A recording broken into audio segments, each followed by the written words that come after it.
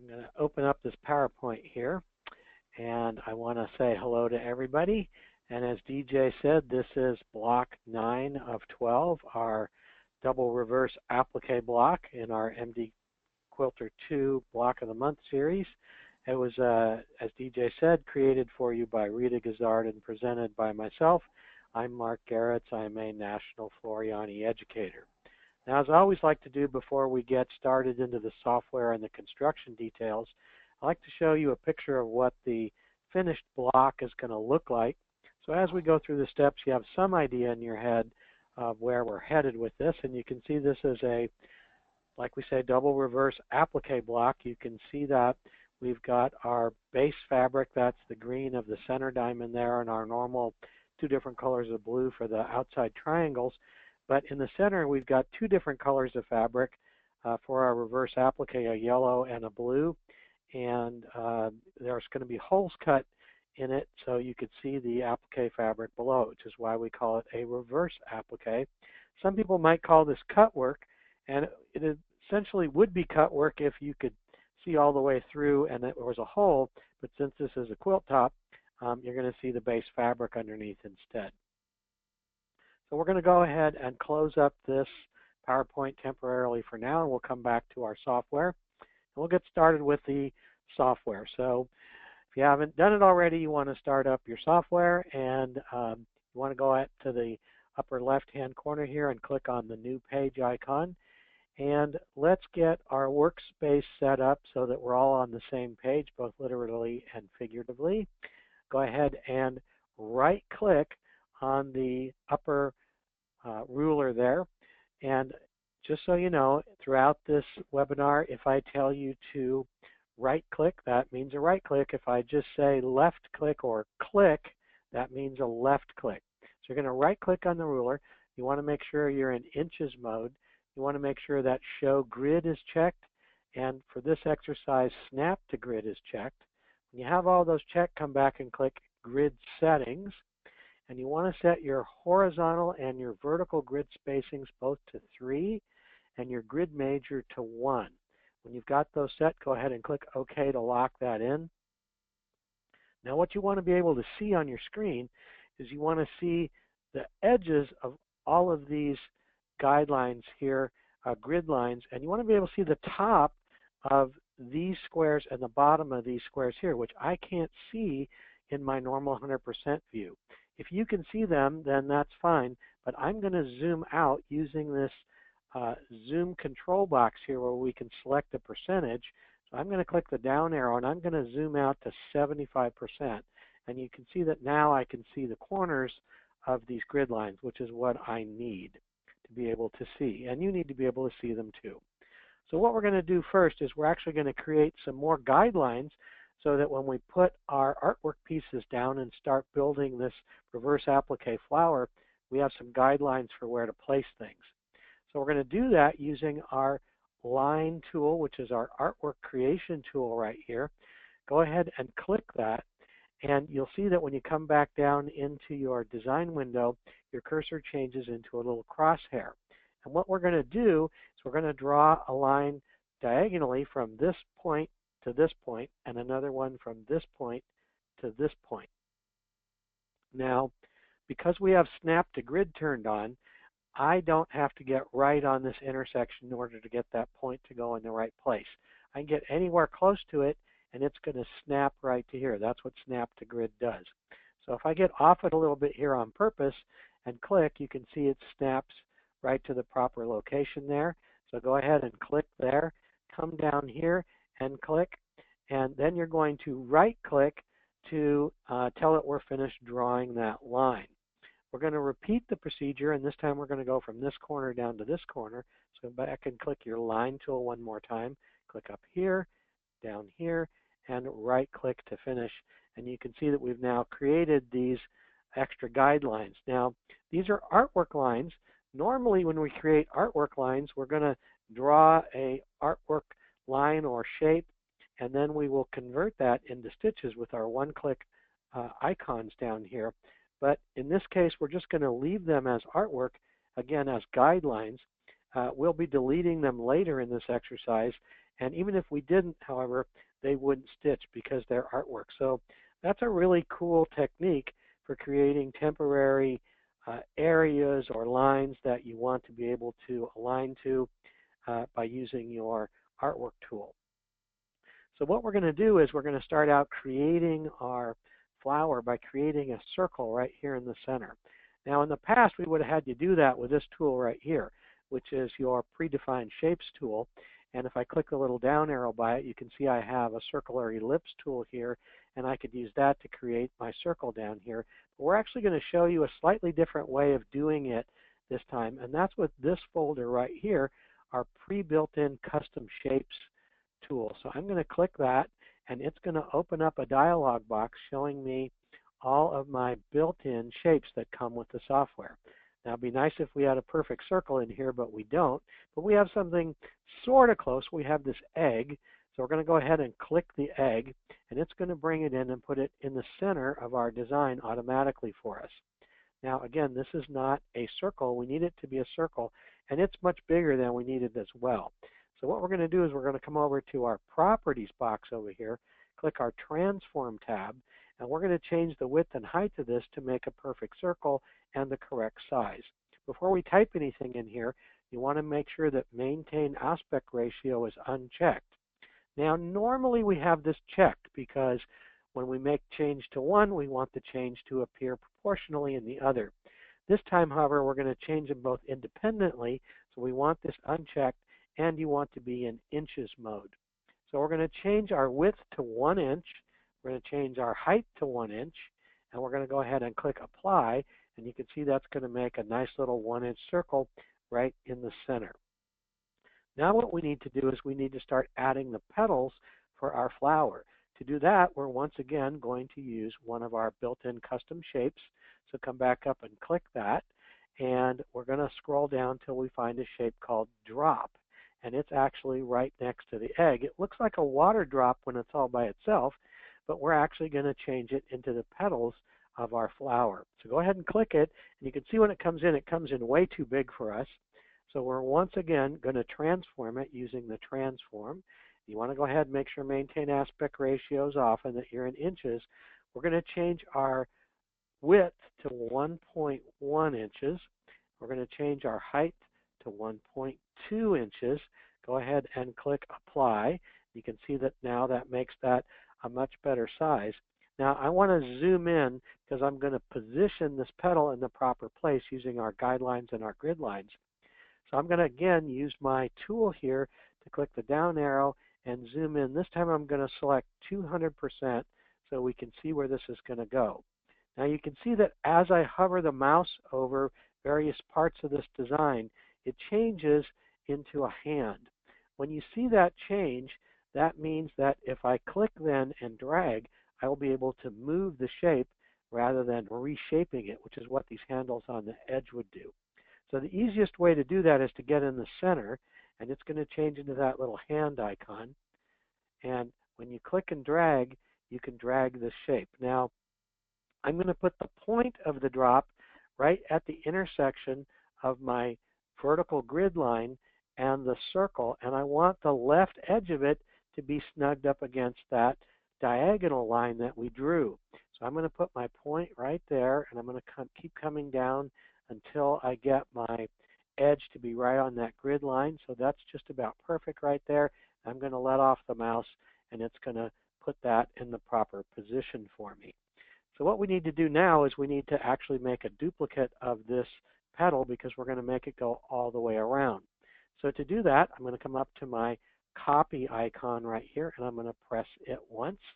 Then I'm going to click on my paste icon to put another one in. And you can see when I do that, it automatically zooms everything back out. But you can see over here in my sequence view that I've actually created this second piece of artwork. And just so you know, what we're creating in most of these steps in the beginning is all artwork, and we'll be converting them into stitches later on in this exercise. So what we need to do now is we need to rotate this 45 degrees to get it in the correct position for our second petal. Now, if you are using my decorative quilter 2, you will just have 2 rotate icons, and they won't maybe have a number by them, but they'll be your rotate 45-degree left and right. And if you're using Total Quilter, that's our new quilting software that includes both Applique and Quilt Builder, which is what I'm using. You'll also see a new set of icons that are your 90-degree rotate icons, and so you can tell them apart in Total Quilter. We've got little 45s and 90s there. So you want the 45 rotate right icon, so go ahead and click that, and we're going to position this one snugged up to these 2 grid lines here. And before I do that, I want to zoom in so I can get it positioned more accurately. So again, I'm going to click my zoom box to 200%.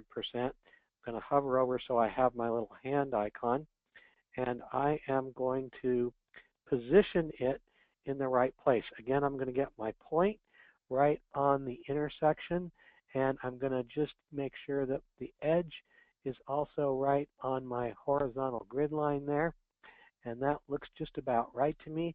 So I'm going to let off the mouse, and I can see that it's overlapping just a hair, so I'm going to nudge it over and down just a little bit, and I'm going to do that using my control key while pressing on my arrow keys on my keyboard. So I apologize you can't see me doing this, but I'm going to hold down the control key now. I'm going to press my left and up, right, down arrows to nudge this around just a little bit. So I think that looks good. Let me just come up one, and I like it right there. Okay, so I just nudged it just a little bit into position so these didn't overlap so bad. So now that I've got that done, we are going to create a brand new shape. Now don't panic, we're actually going to freehand, or not freehand, but we're going to draw a shape by hand using our line drawing tools. And this is actually the first step in digitizing. Again, don't panic, this is going to be very easy, and you'll see how easy digitizing is. So the first thing we want to do is, and what we're going to do, by the way, is we're going to draw along this line here and then back down along here to create a new shape that fills in this negative space here to create our little petals. And so what we're going to do is we're going to first zoom in to this area. Now you could zoom in with the magnifying glass, but we're going to show you a couple new tools here. I've shown you this one. We're going to use this again to zoom in to 600%. And you can see when I do that, it makes it really big. The area where I want to work is up in here, so it's out of the way. I can't see it. I could use the scroll bars here and here to zoom this around or pan this around to get that into the center. But I'm going to show you a tool now that we've not explored before, and that's your pan tool. You may not even know this tool exists because it's actually hiding underneath your magnifying glass or your zoom tool.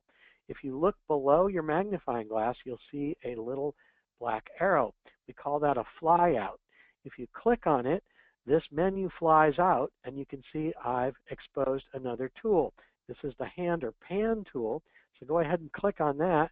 When I do that, my magnifying glass is replaced with the pan tool, and you can see because I have it selected, my cursor now looks like a hand. So unlike the hand that we had before where we used it to move a particular object, now if I click and drag, I will move the whole screen around. So I'm actually going to move my view into the center here, and I want to just make sure that I've got this area in here in my proper place. So I'm going to change back to my magnifying glass because I'm going to use that later, and I'm going to click back on my normal select tool. And what I want to do now is I want to use my line artwork tool one more time. So I'm going to click that, and what I need to do before I do anything is I want to draw in a different color than this dark blue that's we've been drawing in so far. So I'm going to come down to my color palette here, and I'm going to click on this first light blue, which is this Floriani Poly Venice Blue. So I'm going to click on that. Now when I draw with my line tool, I'm going to draw in that color. So here's what we're going to do. We're going to draw up this way and then come back down around this way. So the first step is we're going to make 4 clicks. One down here, one in about here, one up about here, and one finally up here at this intersection. And we're going to stop because we're going to do something else. Now, one of the things I want to emphasize here is it's not necessary to make a whole bunch of clicks around here to follow this curve, because what we're going to do is use a special mode of the line tool called creating curved lines or curved points. To do that, instead of simply left clicking, what you're going to do is hold down the Control key while you click, and that's going to create what we call curved line segments. So I'm going to hold down Control, and I'm going to click my first point, which is going to be right here in the center of all these overlaps. So I'm going to click my first point, going to come up about a quarter of the way and click. Now you can see right now it looks like I've created a straight line. That's because it doesn't know how to curve yet. The software is really great because it's going to start to interpret the way this needs to curve based on where I put my remaining points. So if I click this next point right here, you can see that now it's starting to curve around this curve. If I put my last point right up here, you can see that it's curved almost perfectly in the center of that curve, which is what I want. Now, I'm going to do something special with my next point as I start to come back down along here. I've let off the Control key, and I'm going to put a little point right in here. It's going to make a little line segment instead of a curved segment right in here. And the reason I'm going to do that is because I want this point to stay sharp. If I made another curved point around here, it would try and make this arc and come around in here, and that would look ugly. It's not what I want. So I'm just going to click right here with a normal left click. That's going to create a little tiny segment, and then I'm going to come just a little bit below that. I'm going to once again hold down my Control key, and I'm going to start clicking points along here. And we're going to click, this is point 5, we're going to click point 6 real close, point 7 in about the center right here, 8 about this edge of the hump here, 9 right in here, and finally end up with point 10 down here. Now in your printed instructions, you'll see a diagram of where to put these points, but you can't see that on the screen, which is why I've kind of outlined it for you what we're going to do. So again, now I'm holding down Control. I'm going to click right here, come out to, about here and click. And I'm going to come out to about this edge right here and click. And you can see again, it's a straight line, but it doesn't know how to curve yet. Come down here for number 9. You can see, oops, now it curved. I'm going to come down here for 10. And you can see I've got that curve. Now what I'm going to do is right click to end drawing. And you always are going to right click once you're done drawing to end the drawing mode. Now what we're going to do is we're actually going to come in and adjust this curve so that it matches better. Now I've drawn it fairly well. The reality is that these stitches, when we zoom back out, are going to be actually pretty tiny. The discrepancies between these two lines would actually never show, because don't forget this is going to become an applique. We're going to have a fat steel stitch covering this, and it would look just fine. But we're going to show you anyway, in case you're not such a good clicker, to show you how to adjust these curves. So to do that, before we get started doing that, what we want to do is we want to make this line the same width as this line up here. We're going to come over to our artwork properties, and you can see about the only thing we can change here is our pen width. And what I'm going to do is change the pen width to 0.4, which is what the other line is, so that they match. And what that's going to do when I click apply is it's going to show us the discrepancy in the curve just a little bit easier to see. Now I want to tell you that even though we've changed the width of this line, this is mainly just for our visual reference. The software is always going to create stitches, or draw, if you will, along the center of that line, regardless of how wide it is. The width, your pen width, is again mainly for our visual reference. Now what we're going to do is we're going to modify the points that we just put in a little bit to get this curve to match a little bit better. So in order to do that, we need to use our shape tool. So we're going to come over here and click our shape tool from our left menu. And the first thing we're going to do is we're going to delete this extra little point that we made in here to get this curve to be sharp.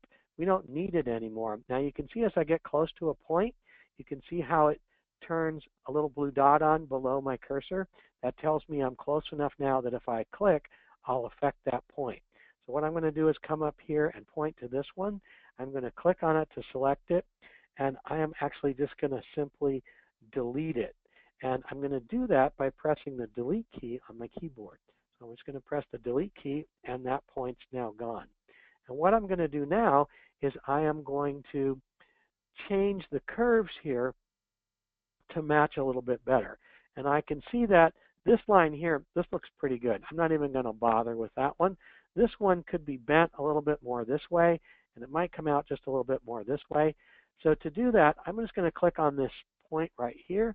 And when I do that, you can see what happens is this point shows me two extra what we call handles out to the sides of it. And you can see that they're connected by little dotted lines. And you can see that also on this point, I'm showing the line that's closest to this one, and this one I'm showing it's closest to that one as well. By clicking and dragging these handles, I can change the curve. So I can move them in and out relative to this point to change the way the curve bends, and I can also move them left and right to change the way the curve bends. So I can tell I need to bend this one down a little bit this way. So I'm going to click on this point and drag it a little bit in to bend it, and that bent it a little bit, but I can tell that I need a little more bend over here. If I keep bending this one, I can tell I'm going to get too far away over here. So I'm going to select this one, and I'm going to bend it down a little bit, and I'm actually going to bend this one back a little bit now. And boy, that looks pretty good. I'm going to leave that alone. And since I did that, it kind of cleaned this one up kind of automatically for me. So you know what? I think this is close enough. So I'm just going to leave it alone. I am going to call it done. If you need to adjust more, then go ahead and adjust more. So the next thing we're going to do is we're going to come back over to our sequence view. And even though it's selected in our shape mode. So if I click on it, it's going to put it back into our normal select mode. You can see my cursor up here went back to select mode. So what we need to do is we need to make another one of these petals, just like we made another one of the big ones. So we're going to click copy and paste. And just like we did with the other one, we're going to rotate our copy 45 degrees to the right. So I'm going to go ahead and click that. And now we need to position it down here. So what I'm going to do is now I'm going to use my scroll bars to come down a little bit so that I can see this line here and my horizontal grid line, because I'm going to use both those to line this up. So I'm going to click and drag, and I want my curve to be matching that dark blue curve, and I want the center of my point to be pretty close to that other horizontal grid line. So I'm going to get that in position right there and let it off, and that looks pretty good. I could come up just a tiny bit. I like it right there. So let me give it just another nudge up here. All right, that looks just about perfect. So once you get that one into position, we're going to take our next step, which is we're going to start duplicating the rest of our flower. So what we're going to do is we're going to come over to our sequence view, and our flower is these two petals plus these two petals as it exists right now. So I'm going to hold down Control, and my last one's already selected. What I need to do is select the rest of these three. So I'm going to hold down Control and click the one above it. I'm going to come up here and click this petal and this petal to select all four of those. And I'm going to click Copy and Paste. You can see it zooms out automatically. And now what I'm going to do is I'm going to rotate these 90 degrees. So what I'm going to do is either 245s or 190. Let me just do 190. And I'm going to zoom in again to 200% so I can see where to position this a little better. And I'm going to drag this one so that it lines up in the proper place. So again, I'm using my guidelines and my grid lines to line up those points. And I'm going to let off. And I can see that that's just a little bit overlapping too much here. So I'm going to drag it down just a little bit. And boy, that's just about perfect right there. So I'm going to call that one perfectly positioned. And what we're going to do now is use that same trick, except I'm going to select all four petal pieces now. My last one that I just moved is already selected. So I'm going to, again, hold down Control and click. I could click these two, but I can also use a shortcut of clicking this one, which selects both of them. That's the top level. Then I'm going to click my 2 petals. Now I've got all parts of my flower selected except the center circle, and I'm going to do my copy and paste one more time. This time I need to rotate 180 degrees. So I am going to click rotate right 45 4 times. So I'm going to do 1, 2, 3, and 4. Again, I'm going to zoom back into 200%. And I am going to drag this guy into position. And I'm going to get my point. I'm looking at the bottom, and I'm looking at the top. And I'm going to try that as a possible position. I can see I'm overlapped just a little bit too much. So I'm going to just come down just a hair. And boy, that looks just about perfect. So I'm going to call that one done as well. And now we have created our flower. If I double click to zoom out, you can see that we've created that flower right in the center of our screen. So what we're going to do now is we're going to get rid of these diagonal lines that we created because we don't need them anymore.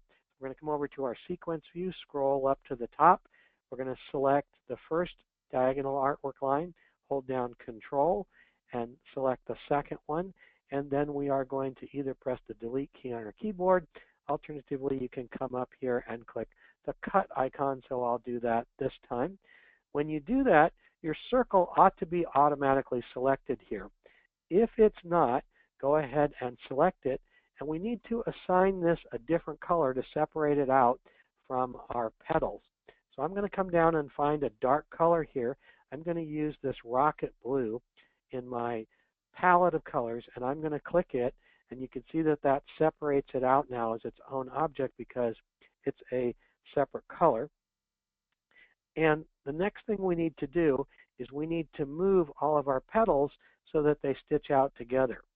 Now, before I do that, I'm going to show you something going on with our sequence view here. I'm going to scroll down, and you can see that everything is what we call expanded. So let's just take a look at this first set of petals here. This is my top level item, and these are the 2 items that are underneath it. If you look over here, you can see a little minus.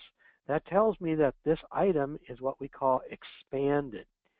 Sometimes it's easier to work with your sequence view if things are collapsed, which is the opposite of expansion. And I do that by clicking on this, and that changes it to a plus sign. And you can see now all I can see is the top level. Now I could go down and do this for everything, but that's a little tedious, so I'm going to show you a shortcut. If I right-click on any item, one of my items here is Collapse All. So I'm just going to click that, and it's going to collapse everything. So now all I see is my top levels. What I need to do is I need to move this one, and this one up so they're just right under this one so that they all stitch out together. And what I'm going to do is do that by selecting the second set of petals, hold down my Control button, select the next set of petals, and lastly click the last set of petals. And I am going to drag them so that they're under here. Now the way this works is if I drag and drop them on the top of an object, they fall in line below it. So that's a little confusing at first. So just remember, if I drop something on top, it ends up below, not above. So I'm going to click and drag all of these up to the item I want them to fall underneath, which is that top set of petals. Let off the mouse, and you can see they're now all together. Now, even though they're all in the proper sequence, and even though they're all the same color, the software still thinks that they're separate top-level items. And if we converted these to stitches, what would happen is it would stitch this set of petals, stop, call for a new thread color, even though it would call for the same thread color, and even though we didn't change it, we'd have to start up the machine again. So what we need to do is get rid of what we call the stops, the color stops in between these items. So there's a couple ways you could do it. You could right-click, and there's an item here called Remove Stop. So you could go ahead and do that for each one of these items and get rid of the stops. But I'm going to show you a faster way to do it when you have multiple items. So I'm going to select them all. I'm going to do that again by holding down my Control key and selecting all 4 of these. If I assign them a new color, it's actually going to take all the stops out and make them all the one color. Now, it doesn't actually have to be a different color. I'm going to go ahead and keep this deep ocean color, and it's right here in my design palette, color number 2, and I can tell that's it because if I hover over it, it says it is, but I can also see that it's highlighted with a little box. So if I go ahead and click that, it's going to take all the stops out and make them all together. So now I've got them all as one object. Okay? So that's a cool shortcut if you can remember how to do that. I'm going to do the same thing for the next set of items in a second here. But what we're going to do is click on this top petal. So I'm going to expand it. Oh no, I'm sorry. I'm going to do this right now. So these 4 items, same deal. They're in the right order now. These are our inner petals, but again, they're all separated. So we're going to hold down our control, and we're going to click all of them. And this is this nice Venice blue. So I'm just going to click it one more time and make that all one nice object. What I'm going to do now is I'm going to expand my flower, and I'm going to click on the first artwork. And what we're going to do now is we're actually going to create a stitch outline that goes all the way around the edge outline of this flower. And what we're going to do is we're going to make a copy of this drop because we want to keep the original intact for now. So what I'm going to do is click copy, and I'm going to click paste, and that is going to put a new drop down at the bottom here. Now before we start working with it, we're going to scroll back up to our flower, and we are going to select it. And you can see over here, I've got a little lock icon. And what we want to do is we want to lock this flower artwork into place. So it's not only locking it into position, but it's locking it from making any further changes to it. And we want to do that because we're going to be doing some stuff on top of it. And we don't want to inadvertently be selecting the flower artwork underneath and moving it around and having to undo and stuff. So you can see right now this is unlocked, allowing us to select and change it. If I click lock, you can see that it locks it and the selection goes away, even though it's still highlighted over here. If I click on it, you can see that I actually can't select it. So it's locked into place. So what we're going to do now is we're going to come down to this last artwork here and select it. And we're going to zoom into it so we can work on it. Now there's 2 different ways you could do that. You could use your magnifying glass zoom tool, click and drag a box around it. I'm going to show you another shortcut today though, and that's from your zoom selection box up here. You can say to selection, and that's going to zoom in right to the object that we've got selected, which is just exactly what we want to do. So what we're going to do now is we're going to create 2 new shapes out of this one. To do that, we're going to use our shape tool. So click on your shape tool. When you do that, you can see that I've got some nodes here, but we are going to create new points or nodes to split this into 2. So the way you do that is bring your cursor over to about this point right here where these 2 petals touch. You want to right click and say split line. Do the same thing over here. Right click and say split line. Okay? And what we're going to do next is we are going to delete the part that we don't need. Now, sometimes the proper part, which is the tail here, will be selected for you automatically. Sometimes it won't. But in any case, you still need to select it because we're still in shape mode. If we try to do a delete in shape mode, it's not going to do anything. So go ahead and click on the tail over here. It's going to put it in the normal select mode. And now what we're going to do is delete that by clicking on our cut icon here. And we're just left now with the upper half of this arc here to create our stitch outline. So to do that, what we're going to do with this selected is come down to our one click and click it and create a run stitch. We're going to use the run stitch, click it, and what we need to do now that we've created that run stitch is make sure that the start and stop points of it are in the proper place. So to see those, we come once again back to our shape tool, and you'll see a green dot and a red dot. Now depending on which order you cut this in, your green dot might be over here and your red dot might be over here, or you might be like mine where your red dot, that's your stop point, is where mine is, and your start point, the green dot, is over here. Now, we need it to start stitching over here and end over here. So what we're going to do is move our start and stop points around. We do that by clicking and dragging them. To begin with, I'm going to move my stop point a little bit out of the way so I can get my start point over here. So I'm going to click my start point, drag it along the line, and you can see I'm dragging pretty close to the line. You know what? I really don't need to. I can be way over here and it's still going to follow that line. So I'm going to bring it all the way down, and you can see I can't move it any further than the end. So it's going to slam right into the end, which is where I want it. Let off my mouse. Now my start point's in the right place. I'm going to move my stop point over to here, let off the mouse, and now this is going to start stitching in the proper place and end up over here. The next thing we need to do is we need to make a little bit of modification to the way this is going to stitch. Because what's going to happen is that because this is a run stitch, the software is automatically, by default, going to want to try and put in a lock stitch at the beginning and a lock stitch at the end. And a lock stitch basically is a forward stitch, a backward stitch, and a forward stitch to lock that in so it doesn't come unraveled when we are done stitching the garment, or in this case, the quilt block. Now, we don't want to do that in this case for two reasons. Number one is we're going to create more of these all the way around, and we don't want to have a lot of extra bulk with start, lock stitches, and tie-ins and tie-offs in the beginning and the end here. Just create extra stitches we don't need. And what you don't know is we're going to turn these stitches into bean stitches.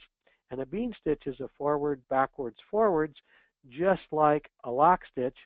So we actually don't need to have any lock stitches in this. So to take our lock stitches out, what we do is come over to our Commands tab. We select none for the tie-in, none for the tie-off, and that is going to take our lock stitches out when we click Apply. So now we're not going to have any lock stitches in this set of stitches here. So what we're going to do next is we are going to double click on our magnifying glass to zoom out. We're going to click our normal select tool, which is going to change this into our normal select mode. And what we're going to do is we're going to make a copy of this, and we are going to paste it around just like we've done with everything else.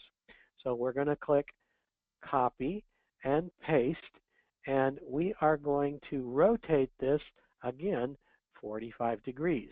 Now before we position the stitch over here, it is helpful to turn on 3D mode. That's going to make our stitch line thicker, going to make it easier for us to see. So I'm going to grab it now and move it over and line it up. And when I let off, you'll see that that looks pretty good. Let me just nudge it just a little bit more. There we go. Okay, I'm right on top of that outline. And now my second set of stitches is in the right place. So basically, we're going to do the same trick that we did before to duplicate these all the way around. I'm going to come over here to my sequence view, select the top level of these last run stitches, which is going to select both of them. I'm going to do a copy and paste. This time I need to do a 90-degree rotate, so that's 245s, 1, 2. I'm going to drag this one into position, get it lined up, let off the mouse. To select everything one more time, do a copy and paste. This time we need to rotate 180, so that's either 290s or 445s. I'll do 290s just to switch it up on you, and then I will drag these into place right here on this part of the flower, get everything lined up, and now we've created our stitches for the outline of this flower. It looks a little bit high to me. Let me drag it down just a touch. Whoops. Okay, I've done a bad thing. I've clicked in the wrong place. So I'm going to grab these last 4 things, which is my last set that I moved, and I'm going to drag them down just a hair. All right, that looks pretty good. We'll leave that alone. So we have now created the stitch outline all the way around. Now what we need to do is we actually need to change it to that bean stitch that I talked about. So we're going to select everything by clicking that top level. We're going to come up to our properties. We're going to change from a single run to a bean. We're going to leave our number of bean repeats at 3, but we're going to change our stitch length to 2.5 and click apply. And you'll see us repeating this step a lot as we go forward to create the rest of our placement, tack down, and cover stitches. Before we do that, we're going to scroll up in our sequence view to find this flower that we locked. Now that we created those stitches around the outside, we can unlock this. So I'm going to click unlock here, and I'm going to go ahead and collapse it. I'm going to collapse this one so we can see all those top levels. What I'm going to do is now click on the last item in my sequence view. I need a copy of this, so I'm going to come up and copy and paste it. So now we have another set of run stitches, all the same color, not what we want. We want it to be another color. So we're going to click on a different color. I'm going to select a green. Really doesn't matter, but I like this. Let's click this spring green here. And you can see when I do that, now I've got it separated out. And the main reason we're doing that is not only so we can select this easier, but also because we want the machine to stop so we can put our applique fabric down. What we want to do is take this last object that we created. We don't want it to be a run. We want it to actually be our cover stitch, which is going to be a steel stitch. So I'm going to come down here to my steel stitch, one click, and I'm going to click it to convert that last item into our green steel stitch. What we're going to do now is come over to our sequence view, continue creating our tack downs and cover stitches. I'm going to select the third item, which is our inner petals, and I'm going to click run in my palette down here in my one-click wonders. So I'm going to click that. It's going to create a brand new object of run stitches in that shape down here. And I am going to come up to, I'm actually going to first change the color of that to a different dark color. So I'm going to use this rocket blue right here. So I'm going to change to rocket blue. And I am going to change my properties to a bean, and again 2.5, and click apply. So now I've got another set of stitches there. I'm going to come back up into my sequence view. I'm going to find my third item, which is this one right here. And I'm going to make a copy of that. So I'm going to copy and paste. It's automatically going to select that last item down here for me. I'm going to change this one into our steel covering stitch by coming down here and clicking the steel stitch. And I'm going to change the color on that one to any other color. I'm going to change it to this Indian orange that's already in my design palette. Actually, I'm not going to do that. I'm going to undo that. I'm going to leave that color alone. I think that that one's okay. Sorry, I'm getting ahead of myself here. What I'm going to do is come and find my circle, which is the very first item in my sequence view, select it, and I'm going to create some stitches out of that. I am going to create a run stitch out of that by coming down and clicking my run stitch icon. I'm going to select my last item. One more time, I'm going to change to a bean and a stitch length of 2.5. Click apply. And I didn't mean to click that. I'm going to click apply. And I've got a run stitch. I'm going to come back up to my first item again, click it, and I am going to change that into a steel stitch by clicking my steel stitch icon. It's going to make a copy, put it down at the bottom, and this is the one I want to change to my Indian orange. And if I click off, you can see my outline of my petals and my flower. It should look just like this. So we are actually done creating this now. I realized this was a lot of steps.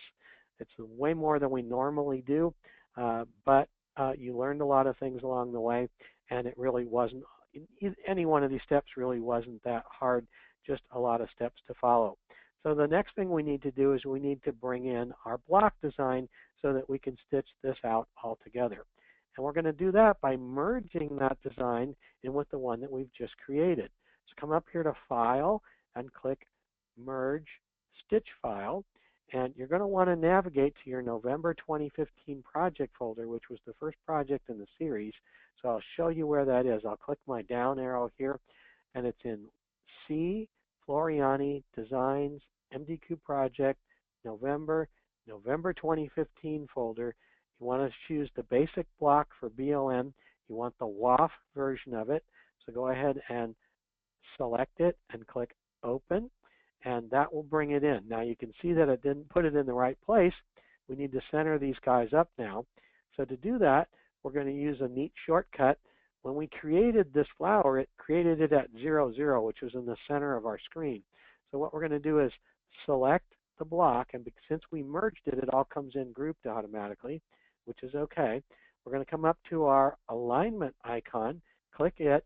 The next to last one is Center to Rulers.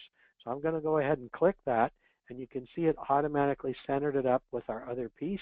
Double click your magnifying glass so you can see that it's now all centered up perfectly.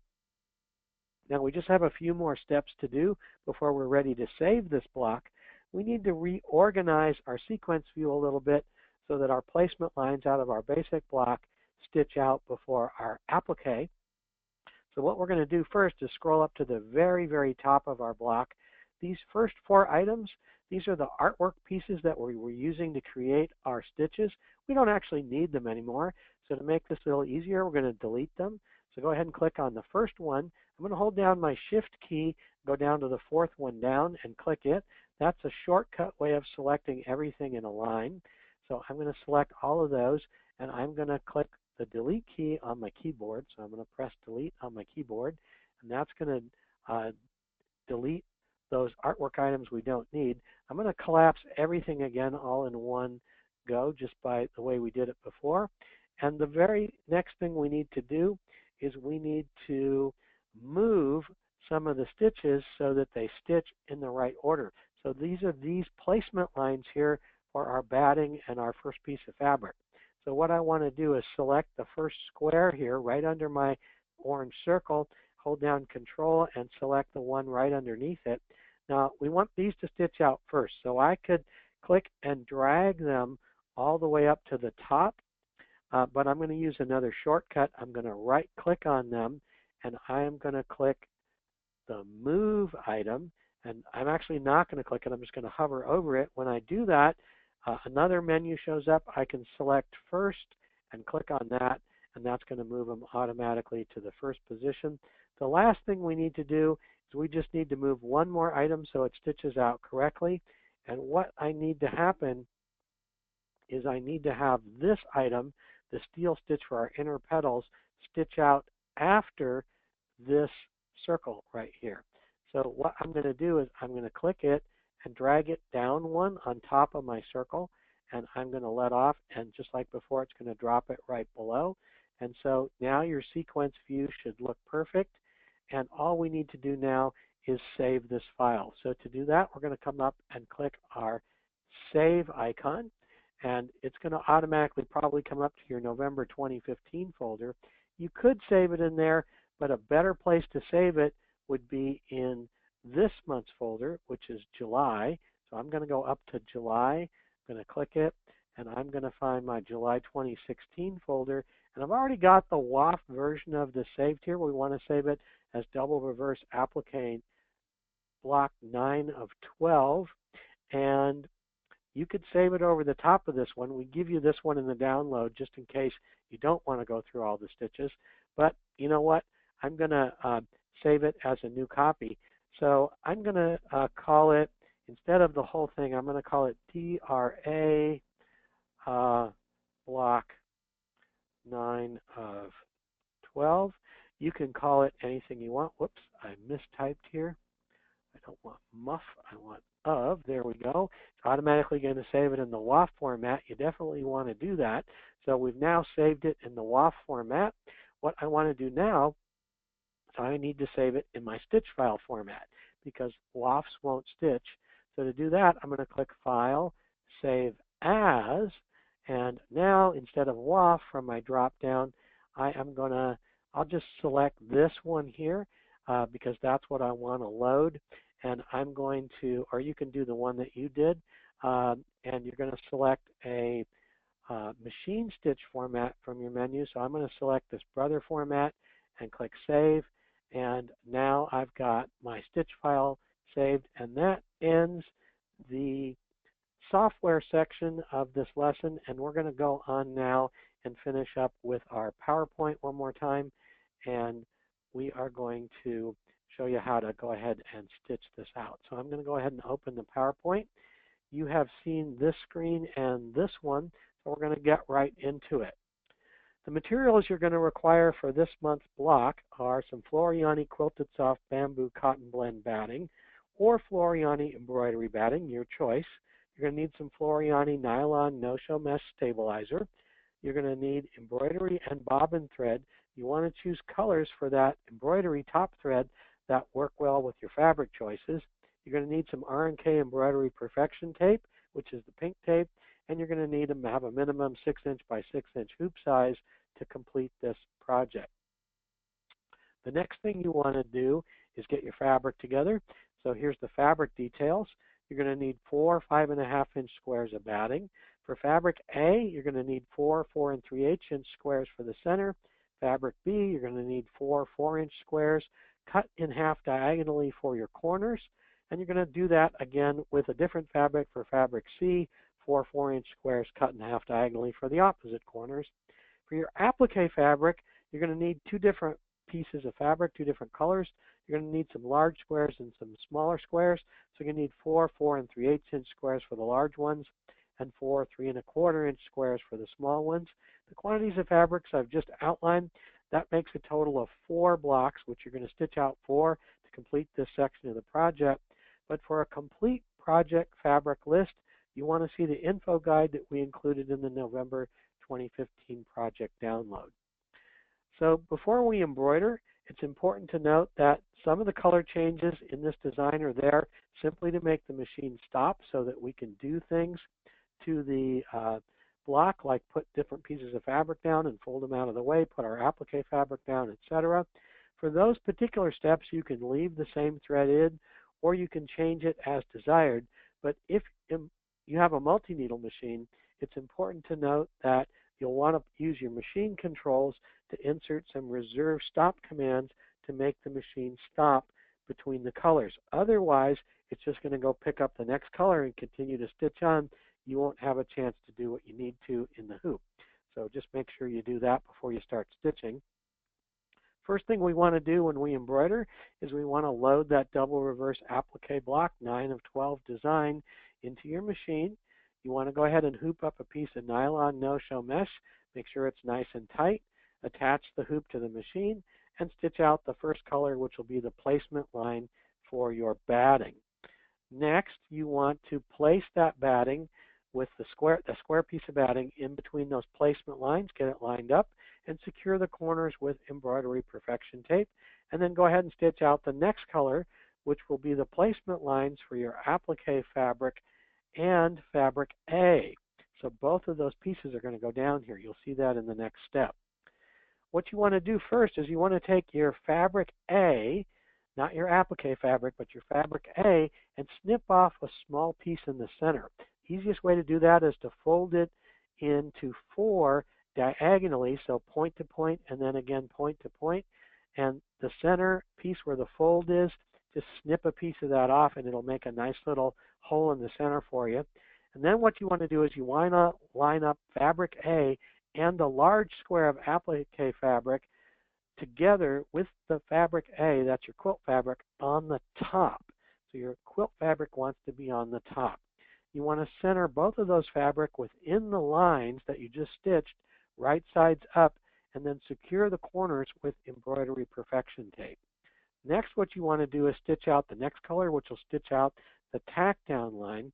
Get your nice sharp pair of scissors and trim from the inside, trim away fabric A close to the stitches. Now you can see why we put that hole in there to make it easy for you to get your scissors under there to get it started so you can trim. Again, you're going to trim the inside of fabric A away. That will expose your applique fabric underneath. Next, what you want to do is change the upper thread to color for the steel stitch for the outline if you want to, and then go ahead and stitch the next color out to cover the edge of our applique. Next, you're going to stitch the next color for the placement line for our inner applique fabric piece. Snip another small piece from the applique fabric this time and center it over the placement lines right sides up. Next, you want to stitch down the next color for the tack down and the next color for the circle tack down. So that's going to stitch out the petal and circle tack down. Next, what you're going to do is you're going to trim the small applique fabric on both sides. So you want to trim it close to the stitches on the inside and the outside, leaving that blue fabric in the center like you see here. Next, you're going to change the upper thread color if you want to and stitch out the cover stitch for the petals. Next, change it one more time if you want and stitch out the cover stitch for the circle. Hold on one second.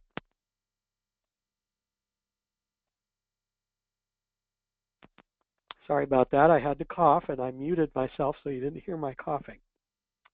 I'm getting to the end here. I realize this is a long one.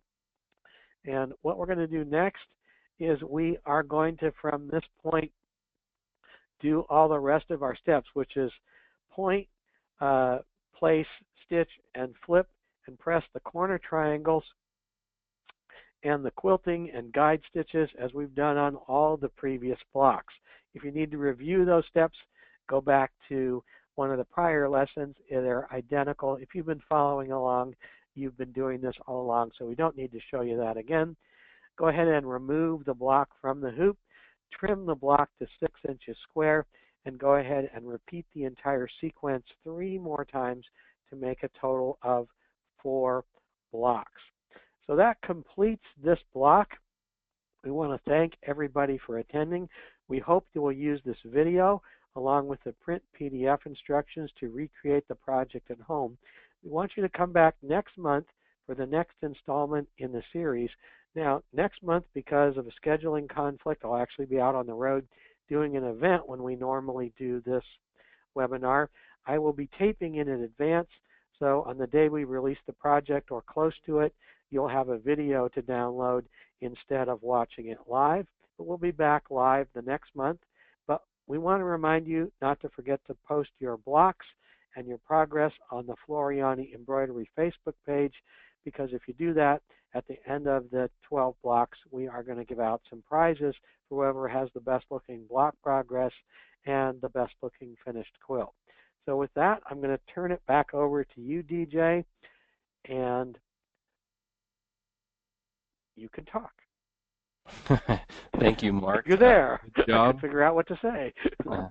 Good job. It was a little bit more complicated of a block, but we wanted to try something different. And I think the double reverse applique is a great technique to learn how to do. So thank you for your help with this, Mark. And like he said, we'll have a video next month around the time that we release the project.